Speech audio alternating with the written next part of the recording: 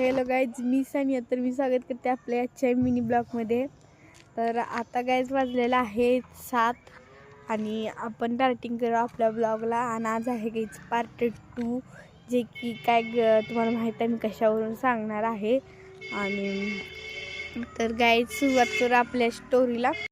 तसं तर काहीच तुला माहीत आहे, आमची पण पप्पा बाहेर गावी कामाला असतात आणि आम्ही इथं शाळा शिकायसाठी आमच्या गावात राहतो. गावाचं नाव तर धोंडेवाडी आहे. आणि मी गाई शाळेतून आले, सकाळी शाळेला गेलते, आता आली शाळेतून माघारी. तर म्हणलं आपल्या फॅमिली विसरून चालत नाही, यूट्यूब फॅमिलीला, म्हणून तुमच्यासाठी तर ब्लॉग बनवायचंच आहे मला काहीच. आणि मला तुम्ही गाईज प्लीज सपोर्ट करा. सपोर्टशिवाय दुसरं काही म्हणजे नाही. तुमचा जर सपोर्ट असला तर वाटते गरिबाला मेहनत करते त्याचं काहीतरी फळ भेटतंय गाईज.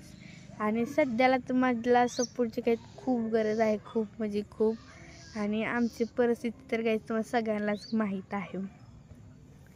आणि गाईज माझी मम्मी पप्पा बाहेरगावी कामाला असतात आणि मी सांगितलं तुम्हाला तसं की आम्ही इथं राहतो.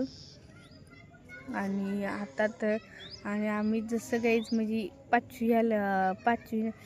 6वीपासून आम्ही इथं राहते. मी आणि आज 7वी आणि ह्या वर्षी मी 8वीला आहे गाईज. आणि 8वी असं 3 वर्ष झालं आम्ही इथं राहतो.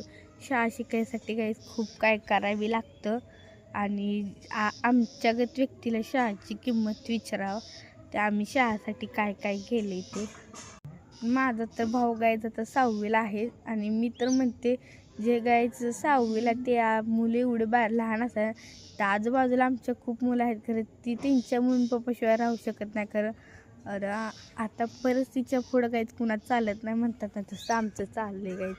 कारण की मम्मी पप्पाच्या आठवण आली तर त्यांना सांगता येत नाही की आम्हाला तुमच्या आठवण येते का, तर परिस्थितीमुळं. आपण तर त्यांना आठवण आली म्हणून थांबवलं तर मग सगळंच बंद पडतं आहे ना. आणि तसं तर तुम्हाला काहीच माहीतच आहे की सगळं चांगलं चालू असलं कोणालाही बघवत नाही. आणि तसंच माहीत आहे ना, आपण सगळेजण संघर्ष करून पुढं चाललो तर आपल्या आजूबाजूचे लोक म्हणजेच भावकी आणि जे आजूबाजूचे लोक असतात ते कसे एकदम काट रस्त्यात असतात बघा, तसं एकदम तसं सेम काम तुम्हाला सांगते.